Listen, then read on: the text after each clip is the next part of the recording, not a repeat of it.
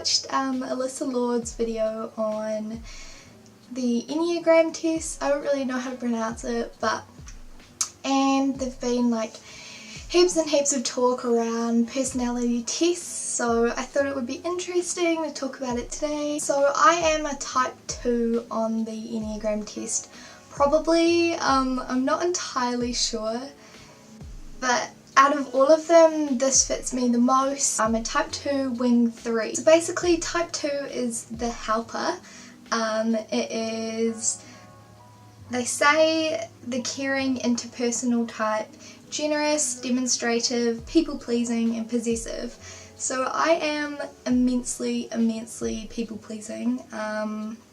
Something that I've been working on and trying to get better at, but I don't know, it's a daily thing. I think you realise that you do it with different kinds of people. Say 2s are empathetic, sincere and warm-hearted. They're friendly, generous and self-sacrificing, but can also be sentimental, flattering and people-pleasing. They are well-meaning and driven to be close to others, but can slip into doing things for others in order to be needed. Oh boy! They typically have problems with possessiveness and with acknowledging their own needs. At their best, they are unselfish, altruistic and have unconditional love for others. I think I'm not entirely the full, because I have the 3 wing, which they call the hostess, and I think it's, with the hostess one, it's a bit more not like constantly always doing things for others. But I mean, my key motivation is wanting to be loved, and the thing that I am most scared of is that no one loves me, which is really sad. But I mean, what are you gonna do? I think that's the interesting thing about the Enneagram test, and Do It With Help, I'll link it, did a really interesting video on how, you know, humans are multifaceted and how different the Enneagram is to the Myers-Briggs or MBTI, because the Enneagram focuses more on like your basic desire and your fears and like those really like deep inner things, whereas your MBTI talks more about how you think and kind of like your thought processes. Did I mention that? I am an ENFP -T, so make of that what you will. I feel like I do quite fit it, but I do fluctuate on the test between ENFP and INFP. I am nearly 50-50, but they don't have an ambivert one, so it would be ANFP if they had it. They just don't accommodate for me. I'm not really an acts of service love language person, which is another thing I guess I could talk about.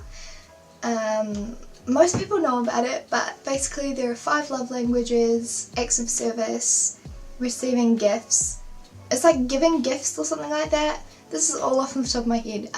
Words of affirmation and physical touch, and I think there's another one, but I could be wrong. So basically out of all of them, personally I am words of affirmation, and that's the other one, quality time. I'm major quality time. I love that so much, but as well I feel like words of affirmation just kind of like tops it a little bit. So I love compliments. I think it sounds a bit shallow when you're like, yeah, words of affirmation, but it's really not. It's more in like a tell me you love me rather than show me you love me. Bouncing back to the type 2, they say 2 may be limited to their shadow side, which sounds really emo. Pride, self-deception, the tendency to become over-involved in the lives of others, and the tendency to manipulate others to get their own emotional needs met. Perhaps the biggest obstacle facing 2s, 3s and 4s in their inner work is having to face their underlying centre fear of worthlessness. Great. I think that's the thing about the Enneagram test, is it really, it's really confronting. It's like, here are your fears, let's talk about them, and you're like, whoa man, I am not ready for this. So the other thing that I probably am is a ravenclaw.